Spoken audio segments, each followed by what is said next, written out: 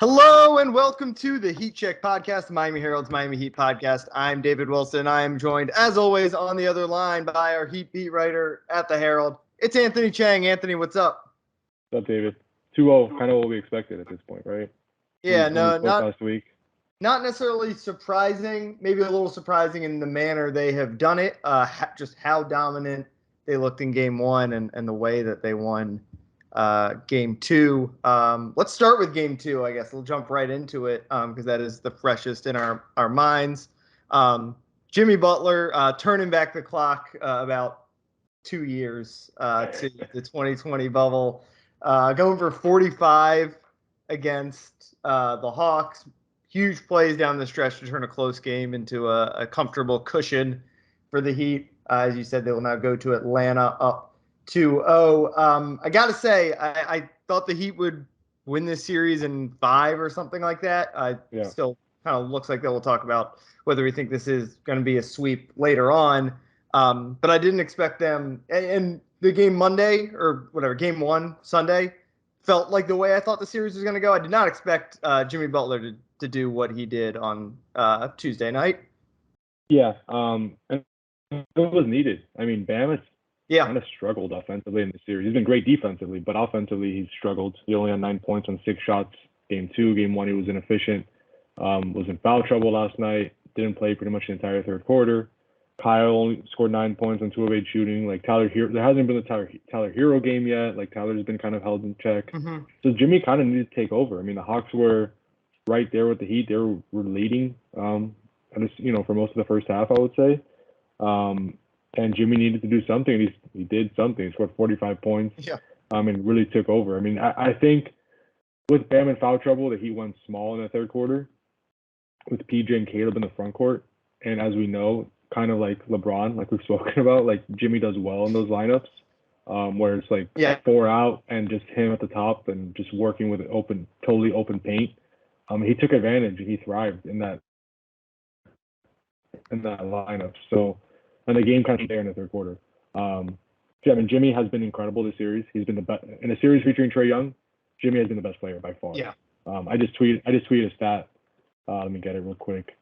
That the Heat has outscored the Hawks by 31.9 points per 100 possessions with Jimmy on the court.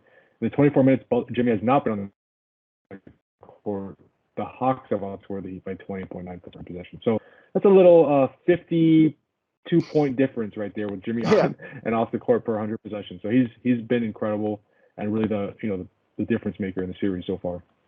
Do you view a game like Tuesday, the scoring in particular, as a sign of like things to come for Jimmy? What we might, because obviously during the bubble run, obviously in the finals he had to, but this was more the guy he was, right? He was even before the finals. I think people forget he had some games where he scored 30 when he was, obviously he's always taking the clutch shots down the stretch, and that is when the Heat have in the Jimmy Butler era been at their best. He was not doing that in the playoffs last year, and they got swept out of the first round.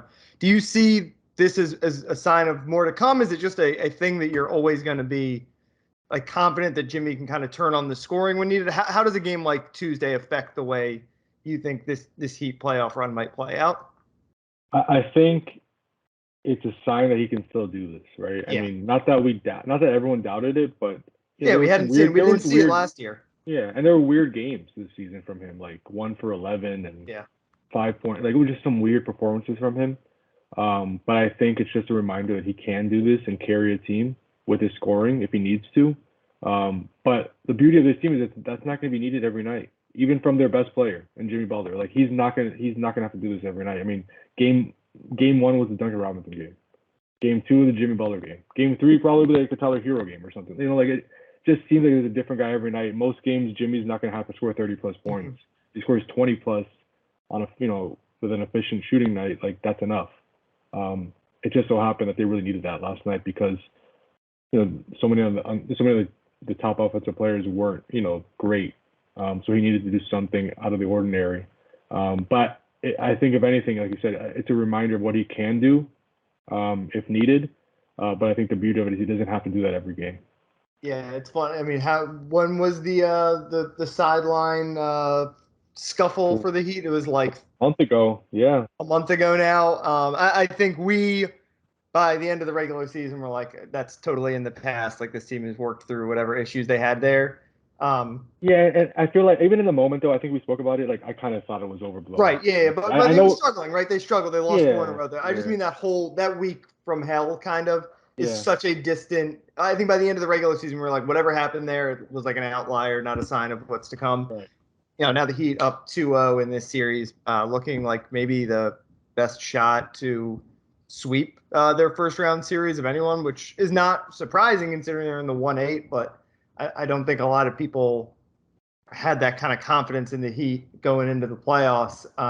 But yeah, I mean, the thing I like about what we've seen in the first two games, as you mentioned, we had the Jimmy game, but also we had the Duncan game. Like we've seen the complete package of what this Heat team can do.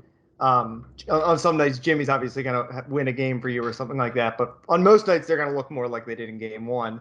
And that's the one that like I think we actually learned something from. We're like, this Heat team is rolling. They're in their system. They're in their flow. They're doing what they do best. Yeah, and I think you talk about game one and game two, like the difference between the two games. You know, as the cliche goes, every playoff game is different. It just shows you how deep this team is. Like Duncan Robinson was 27 points, 8 threes in game one. He played 6 minutes in game two. Didn't play the second half. Didn't attempt a shot. Didn't score a point. It's like it doesn't matter. No one misses a beat. It's like, okay, we have other guys who could do it. Obviously. So yeah, I just think it's cliche. Like the 9-man rotation. There is no 9-man rotations. Everyone, all hands on deck. Mm-hmm. That's truly the case with this team. I mean, there are a couple guys that aren't going to play, but like last night, Caleb wasn't in the rotation game one. Bam got in foul trouble. They turned small, and then they didn't, instead of putting Devin in there, they put Caleb. And it worked. And Caleb played really well. He was a really good defender. Guarded Trae Young a little bit. Made a three. The Heat made a big run while he was in the game. And then next game, I don't know. Who knows what they do with Caleb? Maybe Caleb's out of the rotation again in game three, and Duncan's back to his number 20 minutes a game. It's just this team is so deep that I think the strength is it could be a different guy every night. You can't really predict it. Not even from Jimmy. Like Jimmy can have a 45-point night. He can have a 12-point game next in game three, and we wouldn't be shocked. That's just the way this team is. Yeah, and it kind of cuts both ways because if that is the Heat strength. The Heat play a different style than if you think the Heat are a title contender, which I think is a fair thing to think. I can't think of another title contender who has won with this specific set of strength. I think I compared him to the 04 Pistons early in the season. Maybe the Spurs, like some of those Spurs teams. Yeah, some of those Spurs teams. Yeah, like maybe the 14 the team that beat the Heat. It felt like they had like 9 guys who could kill you. But yeah, like I compared him to the Pistons early in the year because of the way they defend. But that Pistons team was so much like they had their starting 5, and there was a huge drop off after that in terms of contributors. This Heat Lindsey Hunter was pretty Lindsey good. Hunter. I was actually just pulled up. I was curious who their Carlos Arroyo on that team. Yeah, I was curious who their 6th leading scorer was. It was actually Mehmet Okur, 24-year-old Mehmet Okur scored, and actually Corliss Williamson also averaged 9+ points a game for them. But yeah, ahead of his time, stretch 5. Mehmet, Mehmet would be great today. Yeah. But yeah, so that Heat, it would be kind of unprecedented for a team like this Heat team to win the championship. But then of course the game 2 proves that they can kind of win in that more traditional way, where your best player single-handedly can win you a game, and that's a good sign because you can win 12 playoff games or something. You need to win 16 to win it all. You can win 10, 12 by just playing your game, and there's going to be blowouts here and there in the playoffs, and you're going to kind of looks like cruise through this Hawks team. Round 2 against the Sixers, but we can maybe talk about that in a little bit, is shaping up to be more interesting than I think maybe we thought. But you're going to need those Jimmy Butler games, especially when, if they're playing if they're going up against Giannis or Kevin Durant or Jason Tatum in the conference finals, it's going to be hard to win games by just like shutting down the team's best player in the way that the Heat have been able to with Trae Young. Like those guys, I love Trae Young. He's probably one of the 20 best players in the league. Those other guys that I just mentioned are in a different stratosphere, and you need your best guy, Jimmy Butler in this case, to be able to go blow for blow with them. The other guys are going to get theirs. You got to have a guy who can get yours, and that's what Jimmy, like you said, proved he can still do. Can we talk about how Jimmy has hustled the entire NBA with his? Yeah, all right, that's where I wanted to go next because that's obviously been kind of the talking point here. Well, it was like a week before the playoffs, right? Tyler Hero said Jimmy is actually a good 3-point shooter. Look, this is the story. You wrote that, right? Was that your question? Yeah, it was in Boston. I got Tyler Hero on the side. I got PJ to the side about just like Jimmy's 3-point shooting. I was like, this is probably gonna be nothing. Like Jimmy's not gonna keep shooting threes, but Tyler's like, he could shoot. A little run there, right? Yeah. Where he's taking like 3 a game for a little bit or something like that. Making a few. But it's actually turned into a thing. Like I don't even know. Like the biggest story of the first couple of games of the Heat playoff run, I would say. Okay, the last 10 games is 15 of 33 on threes, which is 45%. 5 of 9 to start the playoffs. That's incredible. He's Jordan Poole. I mean, pretty much. In the regular season, there were 278 players who took at least 100 threes. Jimmy ranked 276. Who was worse than him? 278 players. Najee Marshall from the Pelicans and Jalen Suggs. I don't even know who Najee Marshall is. Yeah. Actually, like a couple weeks ago, Jimmy rough for Jalen Suggs. He was like the 4th pick.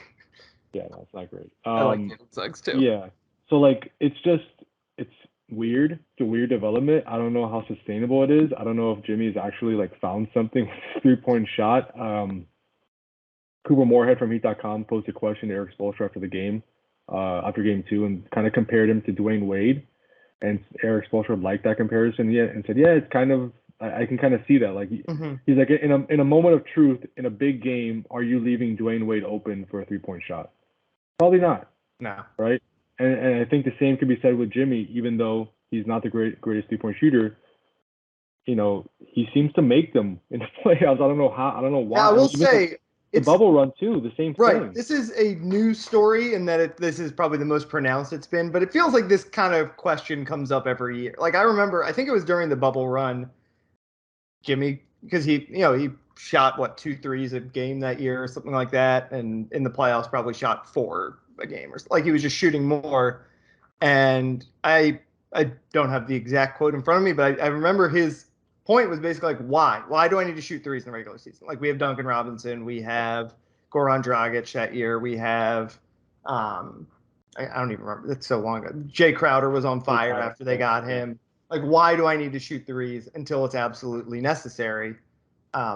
And he's right. Like in the regular season, if Jimmy wanted to and he shot 5 threes a game all year, like he probably would not be the 3rd worst 3-point shooter in the league, right? Like his threes he's taking, obviously he's like, it's not a focus point for him. They're not typically like in rhythm, like in the regular season, right? They're like bailout, like nothing's going on in the offense, or he's exhausted maybe and like just trying to get through a possession before he checks out. Right.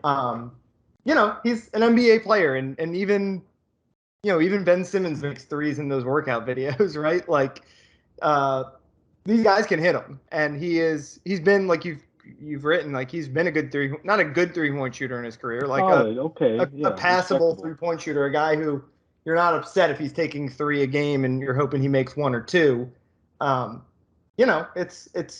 It happens. Like I said, it kind of happens every year. It's more extreme this year. I don't know if he's going to shoot 45% for the entire playoff run. That would be something if he did. Honestly, they have even more good 3-point shooters now. Probably they did on that 2020 team when obviously Strus now in the mix. I think Tyler is just a better 3-point shooter. I don't know if his numbers are necessarily better. Gabe Vincent. PJ Tucker has been, I think he led the NBA in corner threes from the right corner this year, according to one of those Kirk Goldsberry graphics he does every year. Like they've got guys that they don't need Jimmy to do it. But like if it's a game like Tuesday where you're like get buckets, like you're gonna have to work some of that in. And it's like you said, you're not gonna leave Jimmy Butler open. Like he's just never gonna get left open. Right, and that's the thing. Like if he at least takes the shot. Back then when I did that story, like that was the argument behind it. that was like when they were trying to improve the spacing. They just made the rotation changes. Like Jimmy taking that shot, whether it goes in or not, like it helps the spacing of the offense because teams have to at least respect him out there, you know. And Jimmy's never going to be Duncan Robinson as a floor spacer, but now that he's shooting 45% of the last 10 games and has made 5 threes in the first 2 games of the series, it opens up a little bit of his game, more of his game. I mean, now teams may take a couple steps up when defending him. Maybe opens up a little bit of his mid-range game, what he's more comfortable with. Like, yeah, he's drawing more fouls because drawing the more other guys fouls. are a step slower. So I think it helps him. It helps the offense. And, yeah, he's not going to shoot 45% on threes. If he did, it'd be the biggest story in NBA history, I think, if he did that for the rest of the playoff run and led him to the championship. But even if he shoots 35% and makes 1 or 2 a game, like, I think you take that when it's Jimmy. Yeah, and I think he can do that. Yeah. That would not surprise me at all. Yeah. He's been a better 3-point shooter than Trae Young in this series, so that's that's a good way to That's a good way to transition to go back to game 1 real quickly, but obviously it was really the story coming out of game 1, just the defensive performance that the Heat put together to slow down Trae Young. I think we thought the Heat had a lot of good guys to potentially throw at Trae Young between Kyle Lowry, Gabe Vincent. I don't know if we necessarily talked about him, but he's been obviously excellent on Trae. You know, you could always, Jimmy has guarded him a couple times. That's been a fun matchup to see here and there. But that game 1, just that complete effort, and obviously, I know Heat Twitter was like making fun of all the people who were like the Hawks were exhausted, but like that was a factor in game 1. Obviously, yeah, it's a real thing. The Heat had a week off to prepare. The Hawks did have a quick turnaround. So the way that they absolutely shut down the Hawks in that game, obviously, like we saw in game 2, was not what was going to carry through the entire series. But the Heat, it's the defense. We talk about the depth, but really the defense is the strength of the team. And that was the Hawks were in the Eastern Conference Finals last year. Like, this is not a typical 8 seed necessarily, and they absolutely kind of punked them. Yeah, and the Hawks offense better in game 2, still wasn't great in game 3. Had a lot of turnovers, missed. I think only shot 30% on threes.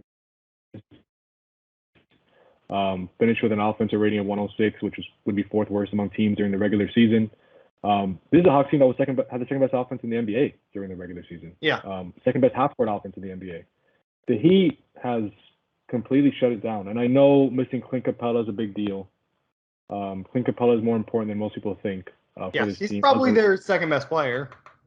Yeah. And as a role, nobody runs more screen and rolls than Trae Young by a good margin. Trae Young runs the most screen rolls in the NBA. And Clint Capella is the roller on most of those screens, if not, 80% of them. Yeah, and then John Collins, who's probably the third best player, is still slow a little bit. He's not even close to 100%. Like, you could tell. So that affects their offense. But you have to give the Heat credit for what they've done with Trae. Trae, I think a career high 10 turnovers in game 2.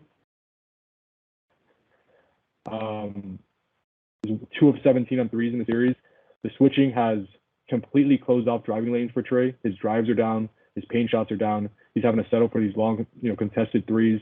And they really bothered him. And they've thrown different bodies at him. I think we've talked so much about their depth of scoring in the front end of this episode. Their depth of defenders might be even more impressive. Yeah. Because then you're getting into guys who we don't think about as scorers who have been good defenders, like Caleb Martin. Yeah. Like Dedmon is a good anchor to a defense. We have not mentioned the name, or you mentioned Bam early when you're talking about his struggles in game 2, but obviously he is snubbed as Defensive Player of the Year finalist, let alone Player of the Year. But don't get me started on that. I feel pretty strongly about that one. We'll take a break in a little bit, and we'll do that in the second half of the episode. But he is. If you watch these first 2 games of the series, and you watch the way Marcus Smart got cooked by Kyrie Irving in game 1, no, it's gonna happen. But you telling me that Bam Adebayo is a worse defensive player than Marcus Smart?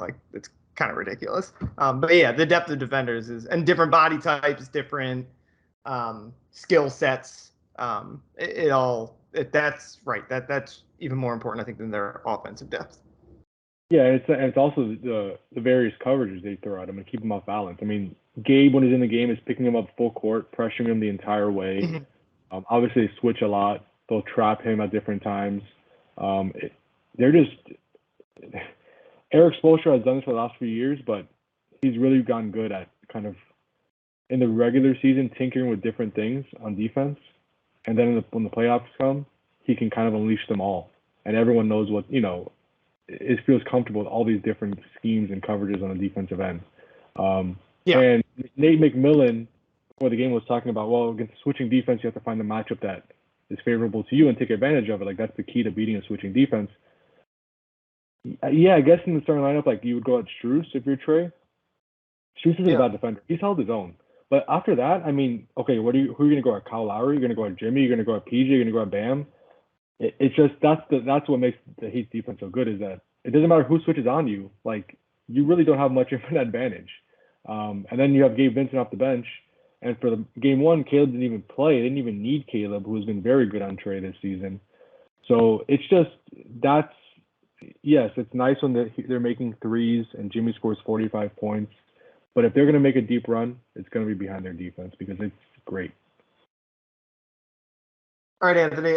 Speaking of that, Bam, you said you have strong opinions about Bam not even being a Defensive Player of the Year finalist.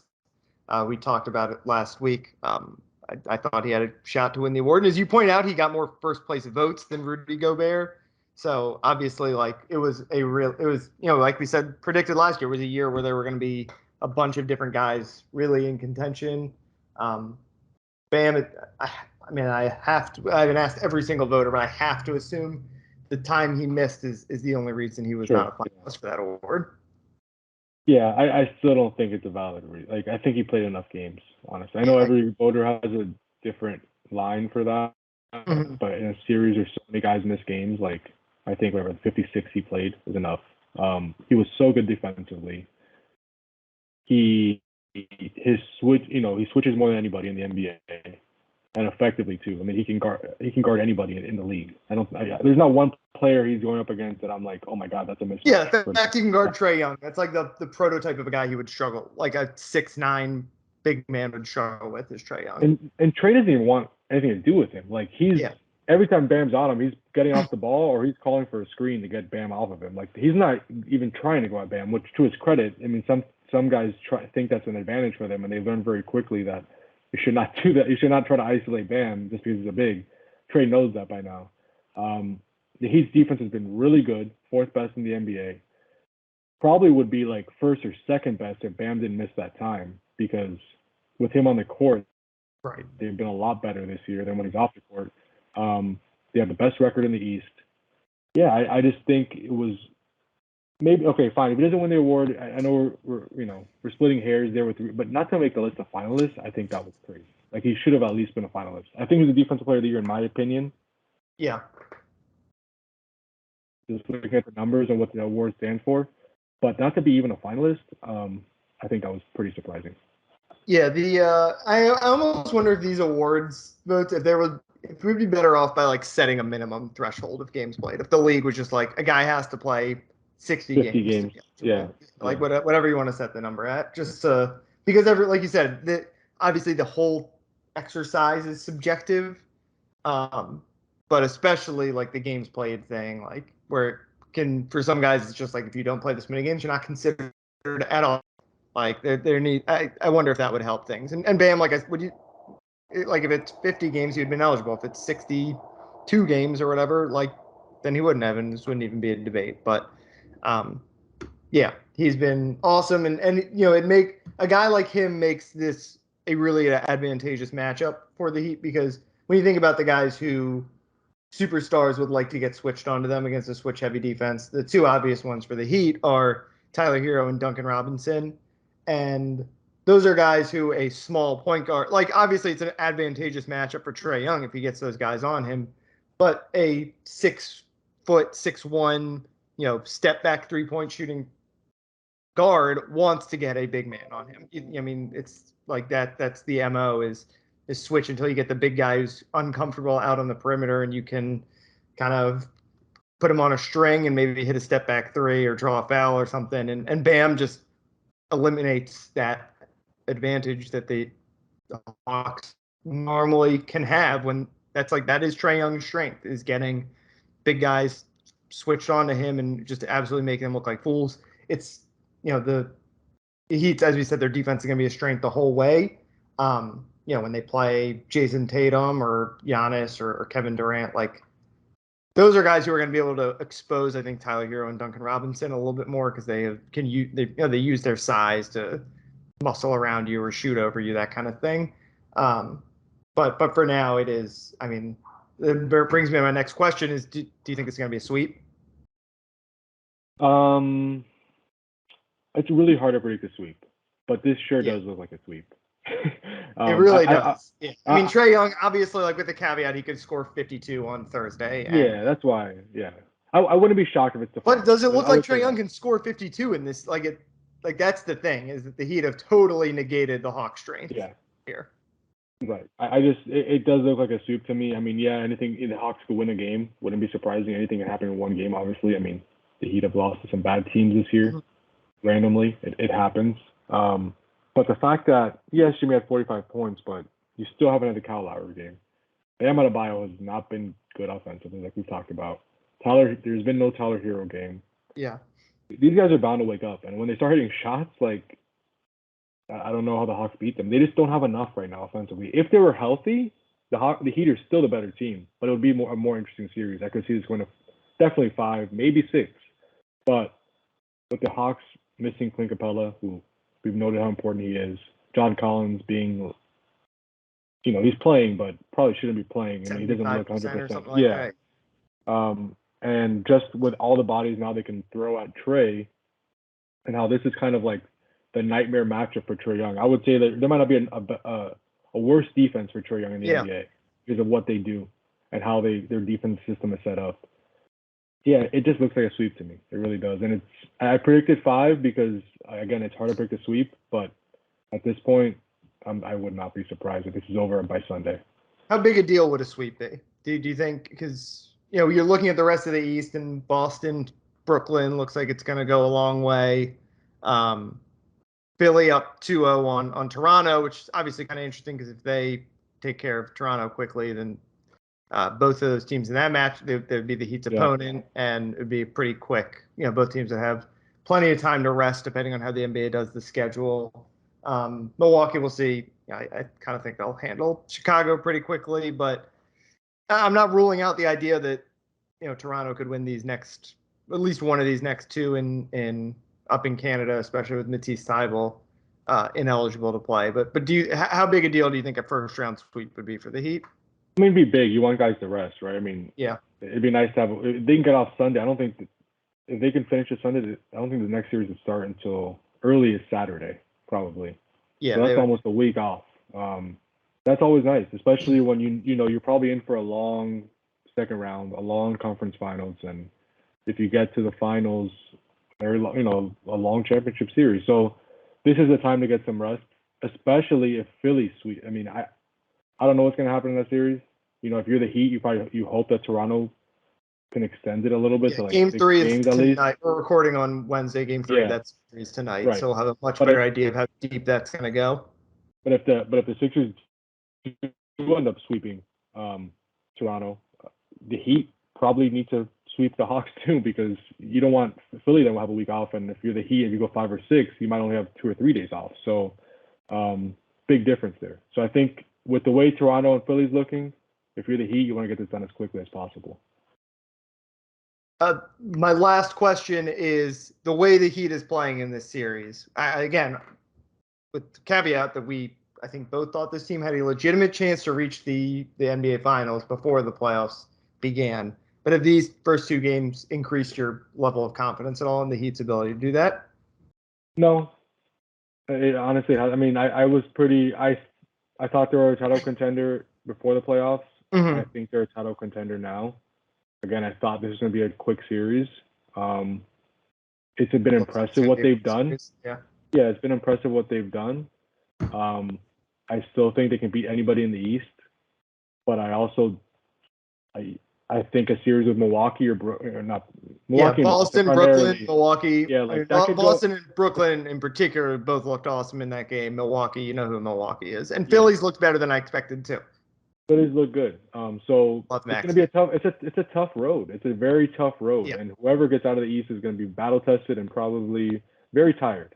But this does beat the alternative of being Phoenix right now, right? Which Phoenix, I'm sure they'll win that first round series. You would think, even though I don't know about Devin Booker's hamstring injury. Mm-hmm. Well, Phoenix now is 1-1. And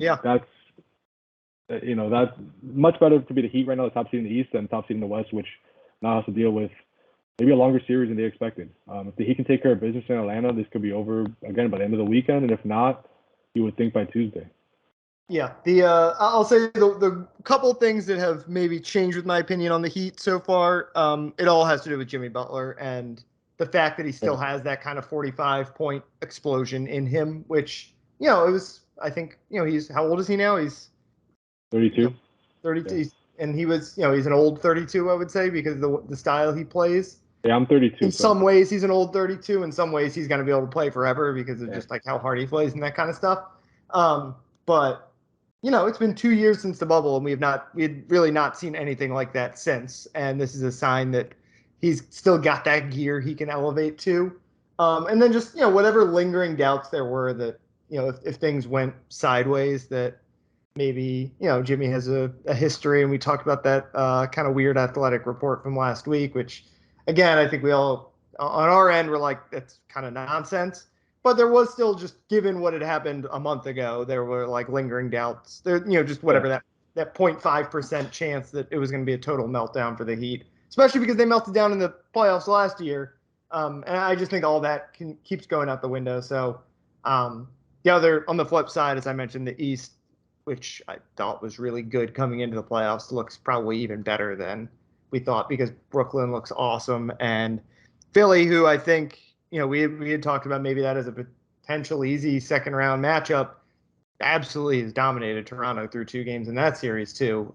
So maybe a more competitive second round than we had necessarily expected. Not that it was ever going to be easy, but on the relative, I thought there were a clear step below this Heat, Milwaukee, Boston / like Brooklyn as the wild card tier, and Philly looks like they're might be kind of back in that same range. And then as far as title hopes, the West, I mean, the Warriors look incredible. And as a kind of like Warriors fanboy, I'm like giddy at watching them play basketball again. Yeah, I thought Phoenix was the lock to come out, like a lock to come out of the I was never ruling out Warriors just because I'm like a Steph stan. Yeah. Well, and look, the Warriors are getting healthy at the right time. They're playing really well. Jordan Poole now is like the 3rd Splash brother, apparently. And his name's Poole. Yeah. Yeah, that's perfect. It's like you can't make it up. You can't make it better than that. So, I think Golden State definitely has a chance. And Memphis, yeah, they're still good, but I don't know. It just they're feels gonna win that series. Golden State and Phoenix look at two favorites right now coming out of that side of the bracket. Yeah. I guess before we wrap up, do you just have big picture thoughts on the NBA playoffs first weekend? Well, I just think it's like you said. I think the East is just a gauntlet. Loaded. Yeah, it's even Philly. I never really overlooked Philly. I did think I still think Philly's a kind of step below Miami, Boston, Milwaukee. But I mean, you face Joel Embiid and James Harden like in the playoff series. Yeah. That's not. I think any of those 5 teams with Brooklyn thrown in. Yeah. If Brooklyn gets rolling, like, are you really going to pick against Kevin Durant and if Kyrie plays the way he plays? Like, I think any of those 5 teams can come out of the East. When's the last time we've been able to say that? Like for a conference, like I wouldn't be surprised with any 5 teams that can come out like it's pretty. Yeah, remarkable. I mean, I literally can't remember the last time. Like maybe I don't know when the Thunder went to the finals in what was that 12, the first Heat championship year. I don't remember what the West looked like that year, but it was before the Warriors' rise, before the Spurs' little mini dynasty run they put together. The East is, I mean, in the East especially, when is the last time there's been more than 2 teams you thought had a shot to come out? For so long it was just the Heat, and then it was the Cavs, and then last year was like Milwaukee and Brooklyn, and there was the Philly year with Jimmy Butler, maybe like it was when there was a third, but like it's been a long time since it felt like we're gonna have two really compelling second round series, plus maybe potentially one of the most compelling first round series ever in the East, in that Boston Brooklyn one. Yeah. The East is gonna be fun. If Miami Philly in the second round like it looks right now, and then potentially Milwaukee Boston, I mean, like those could be two conference finals, but they're in the second round. So I just think my thought, and it doesn't surprise me because we knew that going into the playoffs, but just watching those series over the weekend just confirms like how tough the road is going to be for all these teams. Yeah. All right. We can wrap things up there. You can follow Anthony on Twitter at Anthony_Chiang. He will be heading out to Atlanta on Thursday for games 3 and 4. He will maybe catch a Marlins game out there. At all your local Waffle House establishments, and maybe you can go out to a Marlins game if they have a day. If they take that, what would that be? Friday off? Saturday off? Saturday, right? Saturday. Maybe go to the Saturday game. We'll see. Maybe help Jordan on some Marlins coverage. Yeah, exactly. All right. You can follow me on Twitter at DBWilson2. Hopefully, I'll be hopping in to help out on some Heat a little bit here as the playoffs keep rolling. Now that it looks like they're not going to be one and done, certainly the Heat. Obviously, I've been busy with Panthers, who are on the verge of clinching the top spot in the East as well. And their playoffs will get started in a couple of weeks here. So just be sure to check out MiamiHerald.com. We got lots of stuff, particularly with the two, the best team in the East in both conferences, which is pretty exciting. Plus, as you mentioned, Marlins getting going. So a lot of stuff going on. F1 in a few weeks down here in Miami. I think that about wraps things up.